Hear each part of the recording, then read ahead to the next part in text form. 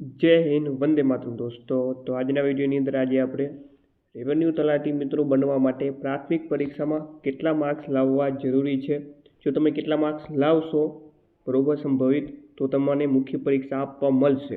તો એની સંપૂર્ણ ચર્ચા, વિગતે ચર્ચા આપણે આ વિડીયોની અંદર કરવાના છીએ.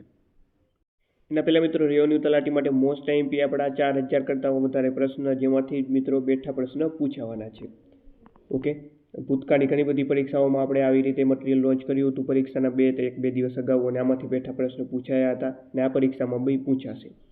તો આ પીડીએફને જો તમે પરચેસ કરવા માંગતા હો તો 63 520 79 240 આ નંબર ઉપર માત્ર 29 રૂપિયાનું પેમેન્ટ કરીને આ જ નંબર ઉપર તમારે વોટ્સઅપ ઉપર સ્ક્રીનશોટ મોકલવાનો રહેશે.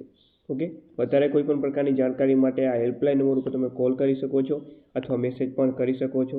જવાબો આની સાથે જ આપેલા છે, એટલે ફટાફટ તમે ઓકે ઓનલાઈન સ્વરૂપે જેવી રીતે આપેલા છે એવી રીતે વાંચી શકો, બરાબર, ફટાફટ. ચાલો, અને જેવું તમે પેમેન્ટ કરશો 29 રૂપિયાનું, એટલે માત્ર 2 મિનિટમાં તમને પીડીએફ મળી જશે. ઓકે, 1 થી 2 મિનિટમાં, ફક્ત 1 જ મિનિટમાં જો કે પીડીએફ મળી જશે. અને આ તમામ સબ્જેક્ટો આની અંદર આપેલા છે. તો અવશ્ય મિત્રો અત્યારે જ પીડીએફ 100% પરચેસ કરી લો. ચાલો, તો મિત્રો વાત કરીએ રેવન્યુ તલાટી ભરતી 2025ની અંદર. તો આની અંદર ટોટલ મિત્રો કેટલી જગ્યાઓ આવી છે? 2389 જેટલી આની અંદર જગ્યાઓ છે મિત્રો. આની અંદર જે 4,92,000 જેવા ફોર્મ ભરાના છે, પણ ફાઇનલ જે ફોર્મ જે છે 4 લાખ જેવા હશે મિત્રો.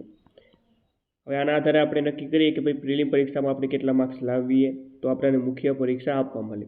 તો આનું મિત્રો સૌપ્રથમ પરીક્ષા પદ્ધતિ આપણે સૌ જાણીએ છીએ કે ભાઈ 200 માર્ક્સનું પેપર છે અને 200 પ્રશ્નો છે. આના માટે એક બી વસ્તુ જરૂરી છે, આમાં 3 કલાકનો સમય આપવામાં આવશે.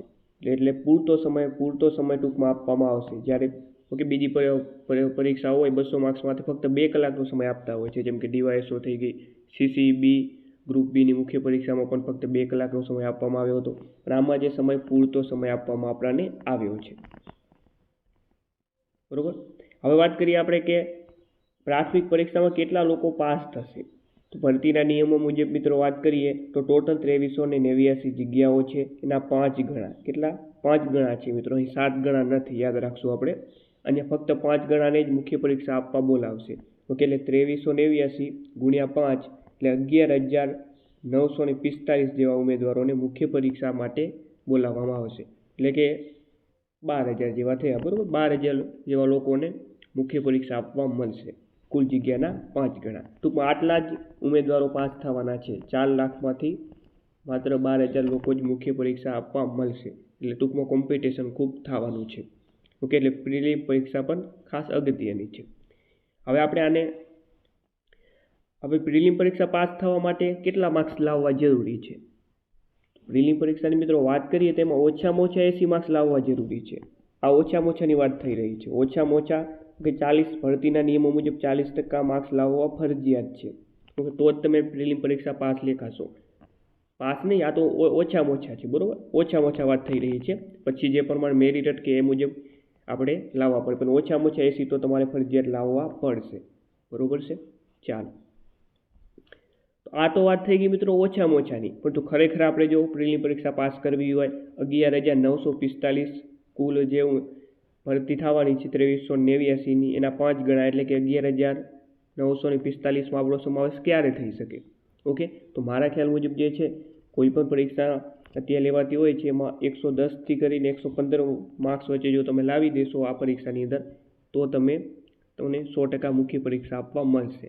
ઓકે, હવે તમે કહેશો કે એ પરીક્ષાના સ્તર ઉપર નિર્ભર કરતું હોય છે 100%, પરંતુ જો જનરલી રીતે આવી ભરતીના પ્રિલિમ પરીક્ષા છે એટલે મીડિયમ લેવલનું પેપર હોઈ શકે છે. અને જો મીડિયમ લેવલનું પેપર હોય તો જો તમે આટલા માર્ક્સ લાવી દો મિત્રો 110થી 115ની વચ્ચે, તો તમને મુખ્ય પરીક્ષા 100% આપવા મળશે, બરાબર. જો કદાચ સરળ પેપર આવી જાય, ઘણું બધું સરળ પેપર આવી જાય, જો કે આવવાની સંભાવના ખૂબ ઓછી છે, તો કદાચ મેરિટ વધી શકે, બરાબર, 120 પ્લસ જઈ શકે.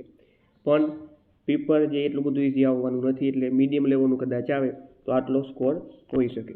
અઘરું આવે તો બી આની આજુબાજુ જ, બરાબર. કારણ કે પોલીસ કોન્સ્ટેબલમાં આપણે જોયું કે અઘરું પેપર હતું છતાં બી જનરલ કેટેગરીનું જે મેરિટ જે છે 115-120 અટક્યું હતું, બરાબર.